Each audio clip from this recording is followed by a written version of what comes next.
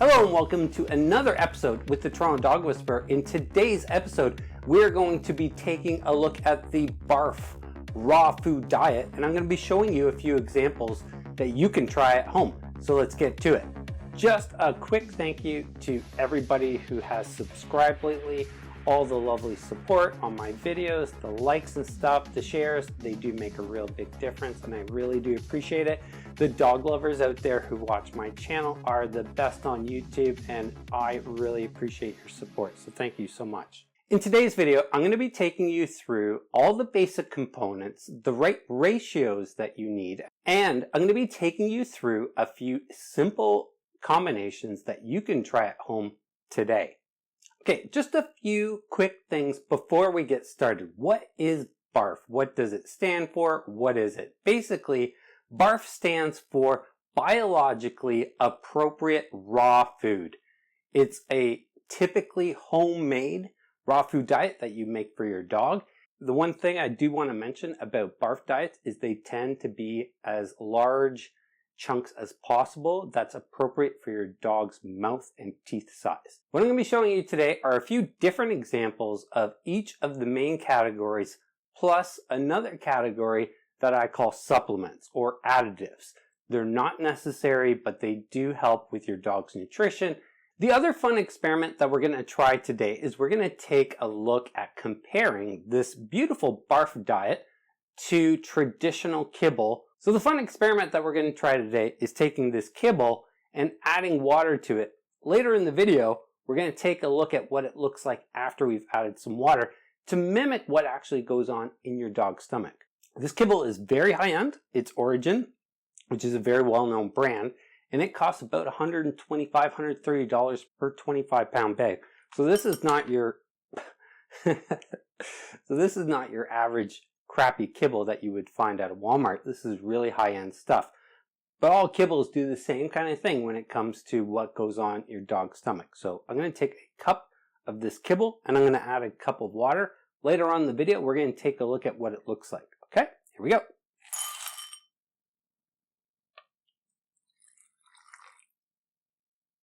Gross. Okay, now I'm going to set this aside and we're going to take a look at it towards the end of the video. In terms of how much you should feed your dog, it runs about 2% of your dog's body weight as a good starting point. So for a 50-pound dog, for example, like my boy here, Mosley, he's going to get about a pound of raw food per day. How you distribute that throughout the day, you can do a half pound in the morning, half pound in the afternoon, or 1 pound in one meal. Doesn't really matter. The first component that we're going to take a look at is also the largest in terms of volume and weight. It's also going to be the most that you're going to spend money on. So if you're going to really focus on cost, this is the group that you're really going to focus on because it's going to comprise about 75 to 80% of a raw food or Barf diet. Okay, so let's take a look at the main component of your Barf diet. That's going to be your muscle meat. And in some cases, the muscle meat has the bone in it, but in some cases, it doesn't. I have a few different examples today, and they're kind of low, medium, and high in terms of their costs. So the most affordable is going to be chicken. Chicken thighs are going to be the least expensive muscle meat that you can buy, but they're really good in terms of making this type of diet on a budget. The second option that we're going to take a look at is still poultry, but it's a little bit more expensive, and it's turkey. Turkey is readily available. You can find it already chopped up. Turkey is a really good option, especially if you're looking for an alternative to chicken. It's a little bit more expensive, but it's still really affordable. The last option that we're going to take a look at today is beef. Beef is going to be the most expensive muscle meat that you can get at the grocery store at least. It's going to run you probably around $4 a pound. But one thing that's really important with any raw diet, especially with the Barf diet, is variety. So whatever you're feeding your dog, make sure you change up the muscle meat whenever you can. You can go with any type of base protein. Pork works really well. Beef, chicken, lamb, goat, it doesn't really matter. The more variety that you have, the better. But for today's video, I'm going to be showing you these three main options. The second major category that we're going to take a look at is organ meat. Organ meat is going to comprise between 10 to 15% of your total volume when it comes to your raw diet. These proportions will help make everything super simple. So as long as you keep these proportions in mind, you're going to be set. I have a few different options here, but when it comes to organ meat, there's a lot of different variety. So the most common ones that I like to use are kidney. These are pork kidneys. This is beef tripe, which is the lining of the stomach, and beef liver. So liver is a very good source of nutrients. It's very nutrient dense, and the dogs just love it in terms of the flavor as well. But organ meat is something that you do not want to forget. Usually one of the most common mistakes that people make when they're starting a raw food diet is they'll go get a bunch of ground meat, whatever it is, and then just feed it to their dog and think, okay, that's enough. The reality is when it comes to raw nutrition, the organ meat has a lot of nutrients that the muscle meat doesn't have in it. So organ meat is a huge component that's very important. It's not huge in terms of volume, but it is huge in terms of importance. When it comes to cost, organ meat is a little bit more expensive. Usually runs about $4-ish a pound, maybe as low as $1.60 a pound, depending on what type of organ meat you're getting. And again, variety is key. So when you're trying to include some variety, organ meat can be an option for you when you're trying to add variety. The last component out of the big three that we're going to talk about today is bones. Bones come in many shapes and forms, and bone is very important when it comes to a barf diet or a raw diet in general. You want to be able to supplement the muscle meat and the organ meat because the bones have a lot of nutrients that the other two don't. And that's why those proportions are so important. There's a lot of different ways that you can include bone in your actual barf diet. Probably one of the easiest and best is just to get the bone with your muscle meat. So these chicken quarters, for example, have a lot of bone in them that's going to provide the bone component for the barf diet. So you don't need to add any bone if you're going with something like these chicken quarters that also have the backbone of the chicken inside them. So that's a perfectly easy option. When it comes to something like the steaks that we were looking at before, those don't have any bone in it. So if your muscle meat doesn't have the bone already in it, you're going to have to provide the bone in another shape or form. This is a great option. These are ribs, and these are actual bones that they're not just going to chew on, but they're actually going to consume. So when you're dealing with a barf diet, these are a great option. So now that we've covered the three major components of the barf diet, we're going to take a look at the other category, which are supplements or additions to the barf diet that you're going to make. The first one that a lot of people were asking me about is vegetables. Yes, I do put some vegetables into my raw diet. Barf diets sometimes even go as far as including fruits and nuts. I don't personally go fruit and nut. So for the example that I'm going to show you today, and for my dog specifically, I use just a dark leafy green cut up really, really fine so that it's really easily digestible, or whack it into the blender for a while until it liquefies, and it'll be perfect for your raw food diet. Some other really nice additions to your barf diet is going to be whole fish, which I particularly really like. I have some bone broth, which I make for my dogs every single week. I do have a video on how to make this. It's amazing stuff. It's got a lot of nutrients, and it's really tasty, and it works really well as a topper, even if you give your dog kibble. And eggs. These are fantastic protein for any diet, and your dogs will just love it. The last of the additives, or supplements as I like to call it, is some sort of vegetable fat. My favorite is organic coconut oil. It's really good for them. It helps with their digestion. It helps keep their coat nice and shiny and soft. It's amazing stuff. It's really, really good stuff. The other option that I like to use is grapeseed oil. If you don't have these, great old olive oil will do just as well. Again, these additives that I'm talking about aren't really necessary. All these ingredients in this other category or supplement category do add a lot of, nice things that your dog can use in terms of their nutrition, but they're not absolutely necessary. Your dog won't be missing anything if they don't get fish or coconut oil or grapeseed oil. The vegetables, they can do without those two, but I like to include it. All these other things are just nice to haves. They're not need to haves. You need to focus mainly on those three main categories that I talked about earlier in the video. And it's a great way to keep things simple.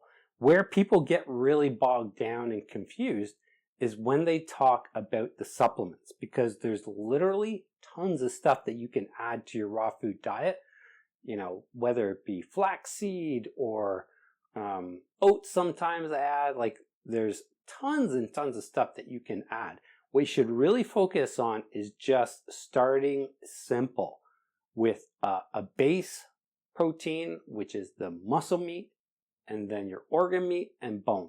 As long as you have those three main components in the right proportions, your dog is going to get the complete nutrition that they need. All this other stuff you can add as you go, as you see fit for your specific dog. Last but not least, I'm going to talk about treats, because treats do count for your dog's nutrition.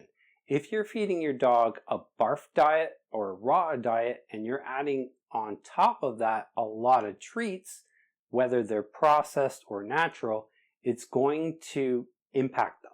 Treats are usually responsible for making dogs overweight because people use the guides on the bag of food that they buy or on the box of raw food that they're getting and saying, okay, my dog needs this much food, I'm going to give them this much food. And then on top of that, they add a ton of treats. And the treats are additional calories that your dog doesn't really need, and it usually is responsible for making dogs overweight. So when you're considering your raw food diet, make sure you include treats. Now, these are the treats that I like to use for Mosley and Mackenzie, and I make them myself. I make these treats for Mosley and Mackenzie. I make these treats for Mosley and Mackenzie. They just love it, but I also include it as part of their raw food diet. Now, because these happen to be beef liver, I actually can use these treats as part of the organ component in my raw food diet. One last quick tip. If you're giving your dog a barf diet like this or a raw food diet, it's always better to keep their treats raw as well. It just helps to keep everything in the digestive system moving at the same rate. So I recommend sticking with either something dehydrated, something freeze-dried, single ingredient treats that you either make at home or purchase from the store. Okay, so now that we covered all that boring information that everybody probably either skipped through or stopped watching the video because me just yakking around with all these ingredients, let's get to actually assembling these diets for your dog. So what I'm going to do is make individual portions for the day, and then you guys can see how it gets put together and how the portions work. So let's get to it and put some of these portions together. Okay? So what you're going to need are some of these base ingredients, obviously, and a scale. You don't have to be overly precise when it comes to weighing out things. You just want to get the proportions about right. For today's example of the barf diet, I'm going to use my dog Mosley. He's about 50 pounds, which works out really nicely to 1 pound of barf raw food per day. Okay? So the first combination that we're going to do is use the chicken. Okay? So here we have our chicken. So I like to cut my pieces up into fairly large chunks that are appropriate for the size of their mouth, but you can leave the quarter piece whole or just give them the drumstick or the thigh. It doesn't really matter too much. The only difference is they're going to make a bit of a mess if it's in a bigger piece, but it's also really good for their teeth to chew bigger pieces of meat. So for my Canadian friends who are watching this, 1 pound is 454 grams. For my American friends, 1 pound is 16 ounces or 1 pound. So when it comes to the base, we're always looking for about 80% because this also includes the bone component, okay? So if we're working with the steak, it wouldn't be the same. So that's about right. The next component that we're going to add is the organ meat. So here we have some really tasty kidney, and we're going to put some of that in. So the other organ meat that we're going to use with this particular portion is going to be liver. Okay, coming up to our pound mark, and then I'm just going to tear in some greens. I should chop that up, but you guys get the idea. And I'm also going to add a tiny bit of a liver treat as part of the daily portion, although I'm not going to give him the treat with this meal. In addition, fish are great with poultry because it has a lot of fatty acids and omega-3. So I'm going to add a bit of fish as well. There we go. The last thing I'm going to add to this is a bit of coconut oil. It's about a tablespoon or so. And that's it. That is 1 portion of Barf diet for your dog. Now, if you're a little bit over, a little bit under, don't worry about it. It doesn't really matter. As long as you're kind of around the mark that you need to be, it's fine. So once you get started with this type of raw food diet, you can always customize it based on how your dog reacts, whether they're gaining weight or not. Okay, so for this example, I'm going to use beef because why not? The main difference between this Barf recipe and the chicken or the turkey combination is going to be the fact that this steak doesn't have any bone component in it. So when we're weighing out our portions, we got to make sure that the bone component is going to be part of that we add later on. So we're going to take this steak, which is about the right size, and we're going to cut it up into really nice chunks. And again, I like to just keep this about bite size, but not too small, because if it's too small, they don't really chew it, and the chewing action actually helps to clean their teeth, and it also helps to slow down their food intake. Okay, let's put this together. Okay, so I have my meat component, which is there. This is going to be my bone component. I'm going to add an egg.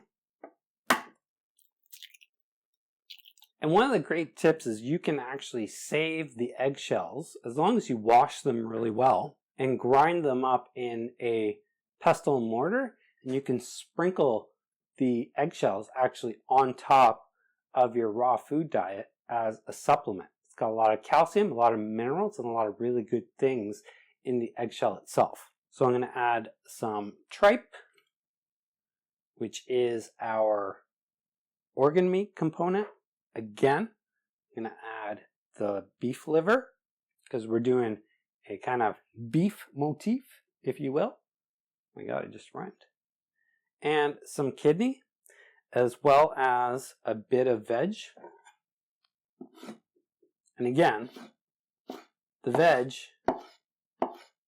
is good, but you want to make sure it's chopped up really, really fine, or putting it through the blender also really helps. Now with this one, I'm going to add a bit of grapeseed oil, about a tablespoon, and some of my secret sauce, my homemade bone broth, which the dogs absolutely love.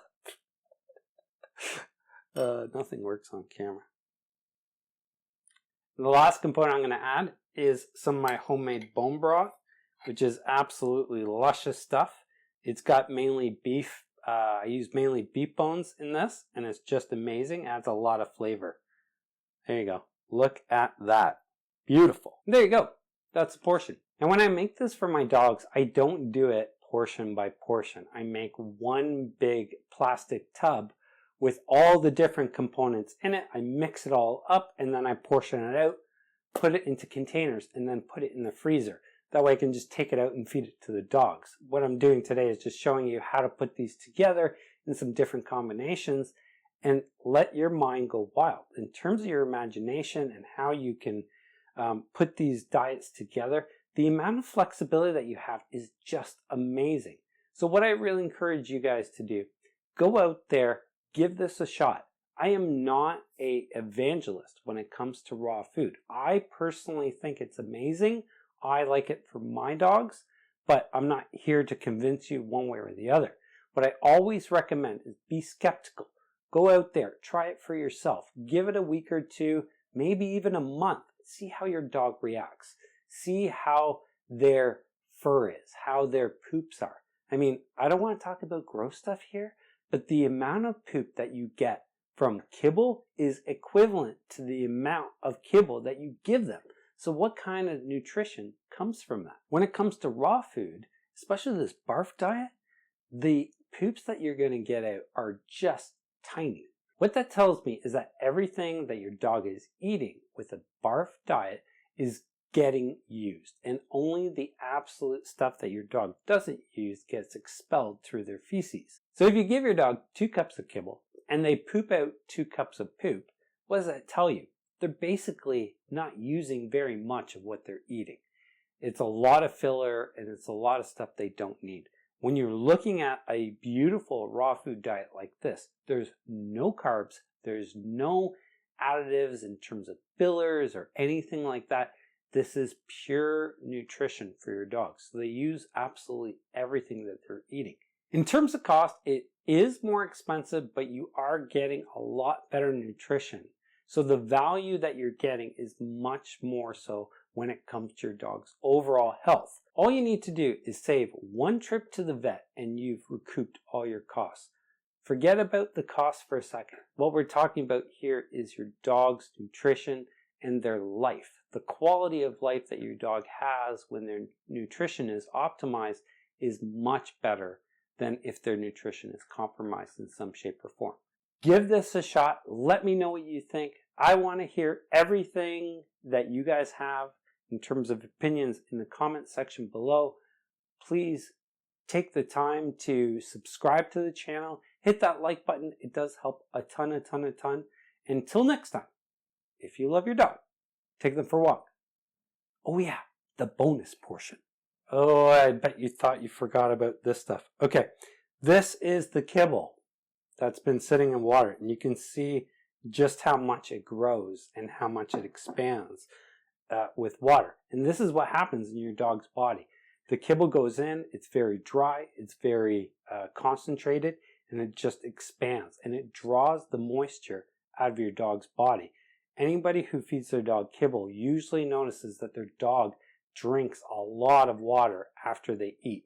With raw, a lot of the water is already in the meat itself. So it's very natural, and your dogs don't really need to supplement water when they're eating. But when you compare this to these beautiful barf diet examples, I think you can make up your own mind when it comes to which one is better for your dog.